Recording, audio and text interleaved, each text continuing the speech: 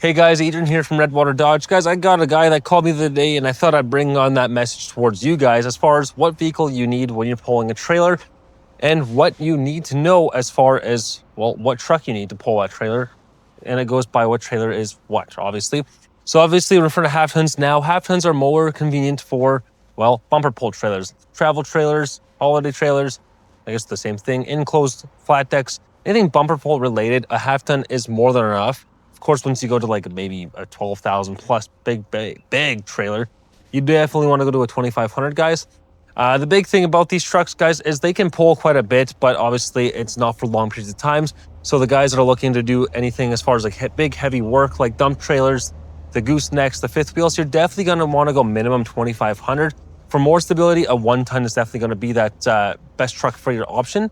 Of course, though, there is other ways, like if you're pulling a holiday trailer or a gooseneck trailer or a fifth wheel that's, is like 14,000 pounds, you don't need that 1 ton. A 2,500 is more than enough. But it's more so the guys that are buying these big 40-foot triple axle fifth wheels, these big massive car haulers like our gooseneck, which weigh, well, more than the truck itself. You're definitely going to want that 1 ton, more so for the payload and the stability, all right?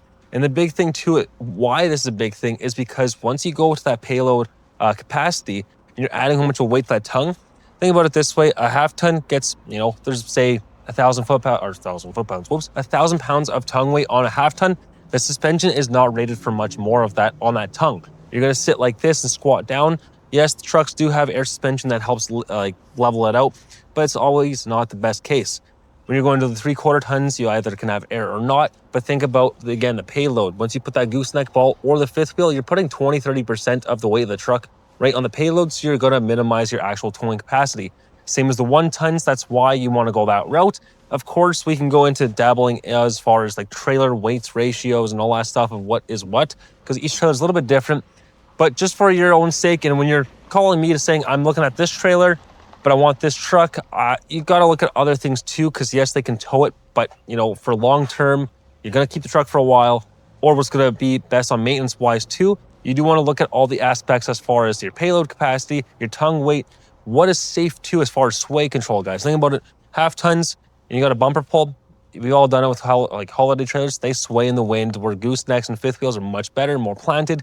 So you definitely want the bigger truck anyway. So I wouldn't really recommend fifth wheels and half tons, even though it can be done. I just don't think it's appropriate.